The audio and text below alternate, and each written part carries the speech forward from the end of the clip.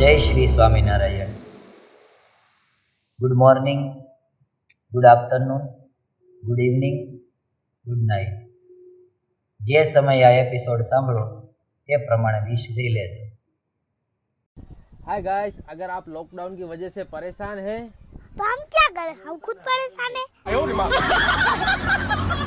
આ લોકડાઉનમાં તમને માથું દુખે, અનિદ્રા આવે, કળતર થાય, થાક લાગે, ચક્કર આવે તો એ કોરોનાના લક્ષણો નથી, અને તમને માવો નથી મળ્યો એના લક્ષણો છે. એટલે મૂંઝાવું નહીં.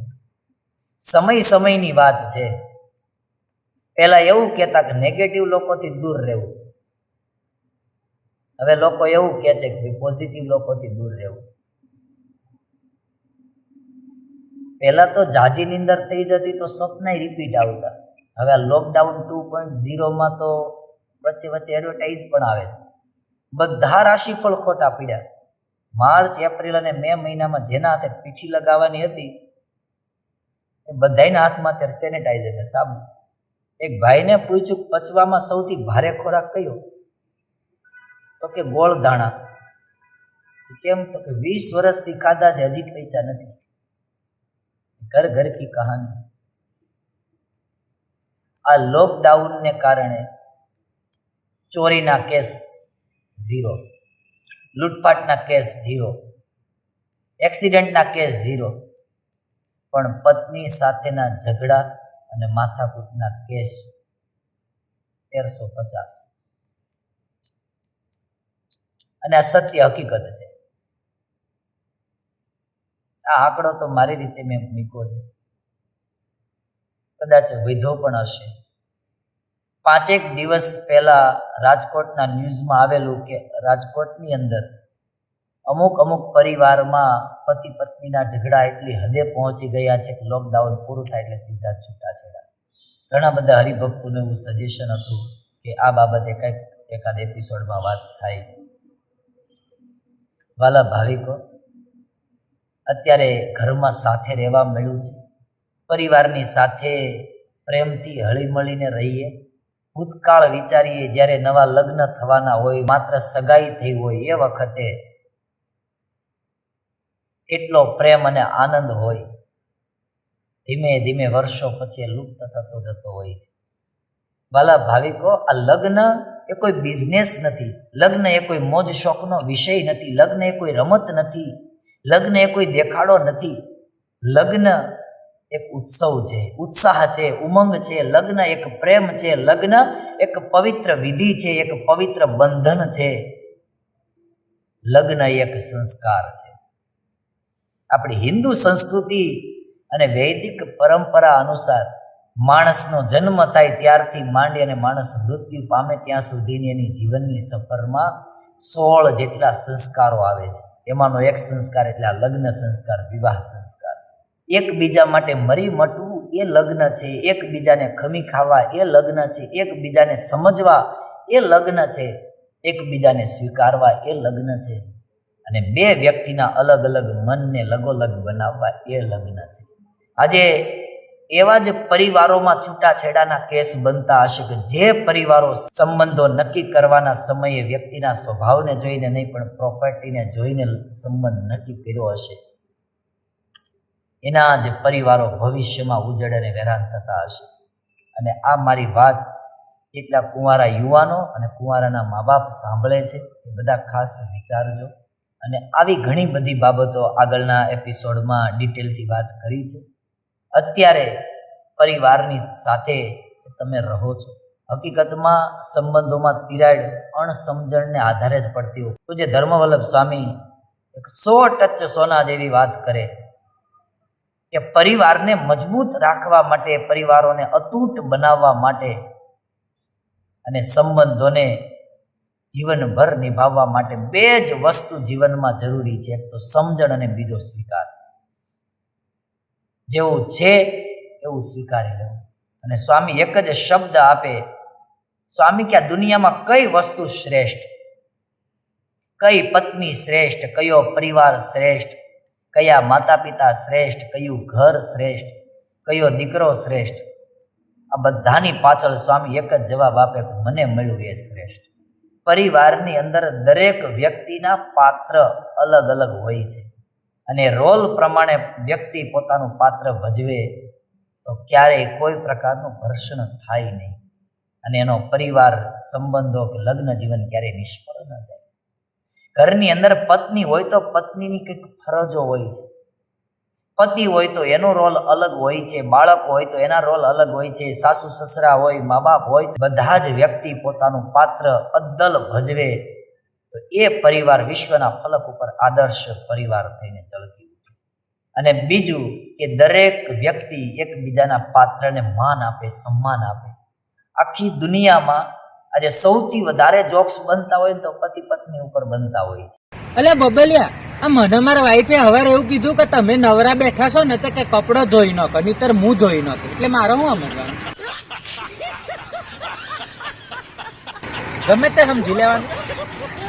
અને એ માત્ર જોક્સ નથી હોતા, એમાંથી મોટે ભાગે રિયલ પ્રસંગો પણ હોય છે. નાની નાની બાબતોમાં ક્યાંક ક્યાંક ઝઘડા થઈ જતા હોય. પત્નીએ એના પતિને કીધું કે વાહ, આ શર્ટમાં બહુ સારા લાગો છો. એટલે પતિએ કીધું કે તું જેટલા વખાણ કરવા હોય ચાપલુસી કરવી હોય એટલી કરી લે, બાકી નવી સાડી તો નહીં જ મળે. એટલે તરત પત્નીએ કીધું ખાલી શર્ટ જ હારો છે, સ્વભાવ તો કૂતરા જેવો છે. નાની નાની બાબતોમાં ઝઘડાઓ થતા હોય. હા, મીઠા કલહ થવા જરૂરી છે, કારણ કે બહુ મીઠાશ હોય તેમાં જીવડા પડી જાય. પણ એ ઝઘડાઓ છૂટાછેડાની હદ સુધી ન આવવા જોઈએ. એકબીજા પાત્રને માન આપીએ, સન્માન આપીએ. પતિ હોય તો એ પણ કોઈનો દીકરો છે, કોઈનો ભાઈ છે, કોઈનો ભત્રીજો છે, કોઈનો બાપ છે. પત્ની હોય તો એ પણ કોઈની દીકરી છે, કોઈની બેન છે, કોઈની ભત્રીજી છે, કોઈની ભાણી છે, કોઈની માં છે. દરેક પાત્રને સરખો ન્યાય મળે અને પૂરું સન્માન મળે તો એ પરિવારોમાં ક્યારેય તિરાડ પડવાની સંભાવના છે જ નહીં. 7 જન્મ સુધી સાથે રહેવાના શપથો લીધા હોય અને આજે 7 દિવસ સુધી માણસ સાથે ઘરમાં રહી શકતો નથી. આ લોકડાઉનને કારણે ઘરમાં રહેલા તમામ પરિવારના સભ્યો એકબીજાને સમજણથી સેટિંગ કરે તો બહુ સારામાં સારું એનું પરિણામ આવશે. આમ તો સંતો એક બહુ સરસ વાત કરે છે. કોઈ એના મિત્રને પૂછ્યું કે તમારે લગ્ન થયા એને 5 વર્ષ થઈ ગયા, તમારે કઈ ઝઘડો નથી થતો? તો કે નહીં. કેમ? તો કે અમે સેટિંગ કરી લીધું છે. શું સેટિંગ કર્યું છે? તો કે અમે એવું સેટિંગ કર્યું છે કે અમારે બેને ઝઘડો થાય ને બોલાચાલી થાય એટલે હું ટોપી પહેરીને બહાર જતો રહું. ટોપી પહેરીને જતો રહું? તો કે હા. અડધી કલાક પછી પાછો આવું, પણ હું ઘરમાં ન જાઉં, પેલા ટોપી જવા દઉં. એ ટોપી જો પાછી રમરમથી બહાર આવે એટલે સમજી લેવાનું વાતાવરણ ગરમ છે, પાછું અડધી કલાક ફરવા જતું રહેવાનું. અને એટલા માટે તો અમારા સંબંધો નિરાળા છે. જ્યારે સગાઈ થઈ હોય એ વખતે કેટલી પ્રેમ ભરી અને મીઠી મીઠી વાતો થતી હોય છે. એક દાંપત્ય જીવનની વાસ્તવિકતાઓના અમુક વાક્યો મેં લખ્યા છે કે હકીકતમાં લગ્ન એ શું છે. તો લગ્ન એટલે સાંભળો છો થી લઈને બેરા થઈ ગયા છો સુધીની સફર. લગ્ન એટલે આમ આવો થી લઈને આઘા જાવો સુધીની સફર. લગ્ન એટલે તમે મળ્યા એ નસીબથી લઈને મારા ફૂટેલા નસીબ સુધીની સફર.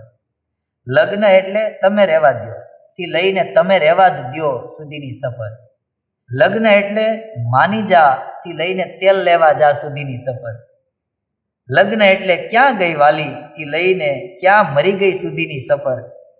લગ્ન એટલે ભવો ભવ મળજો થી લઈને આવતા ભવે તો ન જ મળતા સુધીની સફર. જેમ જેમ સમય જતો જાય છે એમ એમ માણસના વિચારોમાં પણ આ લોકડાઉનમાં સાથે રહેવા મળ્યું છે ત્યારે પતિએ શું કરવું અને પત્નીએ શું કરવું એના માટેની થોડી ટિપ્સ મેં લખી છે, એ અહીંયા તમારી સાથે હું શેર કરું છું. ઘરમાં રહીને પત્ની સાથે ઝઘડો ન થાય ને પ્રેમ વધે એ માટે થોડી સફળ ટિપ્સ. દર કલાકે પૂછવું. કઈ મદદની જરૂર હોય તો કહેજો, માત્ર પૂછવાનું છે. ચૂપચાપ એક જગ્યાએ બેસી મહત્વનું કામ કરી રહ્યા હોય એવો ડોળ કરવાનો, એની આપણે કાળજી લઈએ છીએ એવો અહેસાસ કરાવવો. જમવાનું શું બનાવવું એમ પૂછે તો તો કેવું તારા હાથની બધી રસોઈ સારી જ લાગે છે, તું જે કંઈ પણ બનાવશો મને ભાવશે.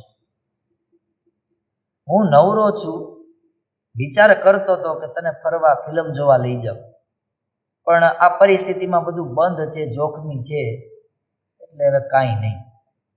અને છેલ્લું કે તારે પૈસાની જરૂર હોય તો આપું એમ કહીને 5-10 હજાર તો બળજબરીથી આપી જ દેવાના, વાપરવા ક્યાં જવાના છે. અરે જાનુ, તારા માટે તો આખી દુનિયા જોડે લડી લઉં, પણ અત્યારે છે ને બહાર નીકળે એવું નહીં. ઓહો, કોરોના કોરોના ઓ કોરોના. સુખી આમ પણ થઈ શકાય છે. અને એક નાનકડું ગીત લખ્યું છે, તમને સંભળાવું છું. ભૂલો ભલે શોપિંગ બધું પતિ દેવને ભૂલશો નહીં, ચૂકવાય ગણિત બિલ તેણે એ વિસરશો નહીં.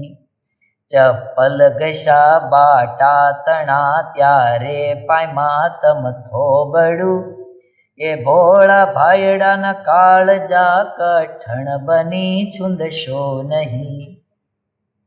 કાઢી પાકીટથી રૂપિયા હાથમાં દઈ ઉજળા કર્યા, પાર્લરના પૈસા દેનાર સામે ઝેર જરા ઉગળશો નહીં. ખોટા લડાવ્યા લાડ તમને ખોડ સાડીના પૂરા કર્યા, એ લાડ લડાવનાર લાડજીના ઉપકારને ભૂલશો નહીં. લાખો રૂપાળા હો ભલે સાસરિયા તમથી ના ઠર્યા, એ સંસ્કાર બધા રાખ છે એ માનવું ભૂલશો નહીં. પતિદેવથી સેવા ચાહો પત્ની બની સેવા કરો, એ ગીવ એન્ડ ટેકની ભાવના તમે ભૂલશો નહીં. વાસણ ઘસી દે કપડાં ધોઈ દે આટલી સેવા બહુ જ છે, હાવજ જેવા ધીંગાદણીને બકરી જેમ રાખશો નહીં. ઘરમાં રાખજો માન આપજો, ગોળ રોટલી શીખાવજો, અશોક ઉમેશ ને પિયુષ કહી તુકારો તમે દેશો નહીં. અસ્તુ. જય શ્રી સ્વામિનારાયણ.